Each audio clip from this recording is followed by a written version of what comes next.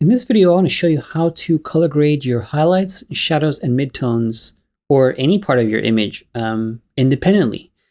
Because as you know, when I click on infinite color, it's going to color grade the entire image. But if we want to be very specific about it, how do we do it? Well, I'm going to show you how. This image is by Ursula Schmitz, and I want to thank her for this beautiful photograph. It's very ominous and very interesting. First, I want to right-click on the Create button so I can uncheck Group Mask. And if you haven't learned or seen the tutorial and videos about how to use infinite color, please check out our website at infinitecolor.com, and you can see that and then come back here.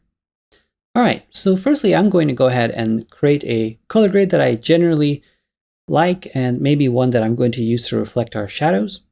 And I think that looks pretty cool. And so what I'll do now is I'm going to go over to Select, Color Range, and here where it says Select Sample Colors, you can of course select the area that you want because it'll select the color range that you're looking for, which is also a very cool way to make selections. But I'm going to come down here and select Highlights. And so you can see now, if I adjust this fuzziness slider all the way to the right, it selects all the highlights that are in the image and then some. And the range also adjusts exactly what range I want to select. So you can bring your sliders to the left if you want and start increasing the range first. And then once you get your general area selected like this, you can see here that it's now selecting most of the highlights all the way to the midtones, because this band here shows me the range. You can see the darker it gets, that represents the shadows. So I've come all the way up to, say, like the midtones, because it's like neutral gray. And you can see here that it selects most of the sky and most of this little bits here. But one thing to note is it's looking really sharp, right? And that's what fuzziness does. Fuzziness will soften those transitions really well. So once the transitions are softened enough to the point where I like it, I'm going to just adjust the range again to match what I'm going for. I think that looks really nice. It's selecting the clouds. It's, has a nice fall off into the mountainous area. And you can play with that and get what you want. Then I'll say OK.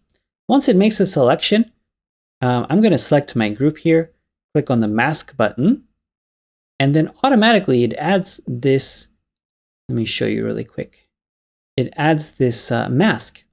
And if I hold Option or Alt and then click on the mask, you can see my selection.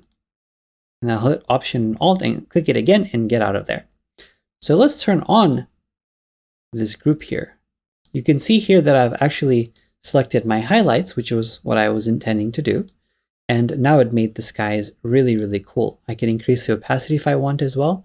And now the skies look really awesome. Conversely, I could do the same thing the other way. Let's create a color grade that reflects the mountains nicely. Something like that.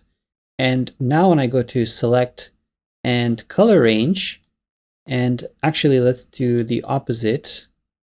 Let's go ahead and click on Shadows. And I will do the opposite like that. I think that looks pretty good. I don't really need to adjust this too much. I think it looks really nice. And say OK. And then I'm just going to click on the mask. And now I have two separate color grades, one for the mountains and one for the sky. So that's how you are able to do that. You can also do the same thing by doing the deepest shadows if you would like. Let me hit Option and click on Create again. And let's say that I want to do something super crazy. Let's say like a magenta like that. Okay. Let me turn that off for a second. Oops, I didn't mean to have two.